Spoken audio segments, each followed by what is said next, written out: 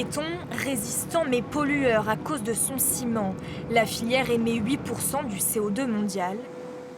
Ici, 700 000 tonnes sont produites chaque année, mais en limitant la pollution et en valorisant les déchets du voisin, ArcelorMittal. Tout le matériel que vous voyez là, c'est un coproduit. Donc si on ne l'utilisait pas, il n'y aurait pas vraiment d'utilisation. On le fait passer à travers notre usine et on en sort un ciment décarboné. Et ça, on l'utilise pour remplacer le ciment traditionnel dans le béton. Ça réduit drastiquement les émissions de CO2.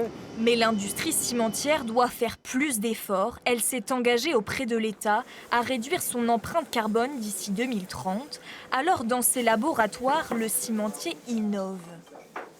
Test à 7 jours, de résistance à 7 jours, ça fait partie de nos obligations par rapport à la norme française. Ecosem a mis au point un nouveau ciment, Act, encore moins polluant. L'industrie cimentière en France et dans le monde est au pic de ce que peut faire en termes de décarbonisation avec la technologie actuelle. Et donc, il fallait inventer une technologie nouvelle. Avec cette technologie Act, le ciment qui va être produit ici va être décarbonisé de 70%. 40 millions d'euros investis, un site qui s'agrandit pour une mise sur le marché d'ici 2026, attendu par ce client, producteur de béton.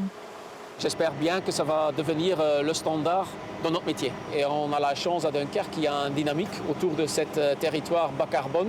Donc il y a beaucoup de projets qui se font, les usines batteries comme Vercors. Pour le chantier Vercors, toutes les fondations sont faites avec des bétons bas carbone.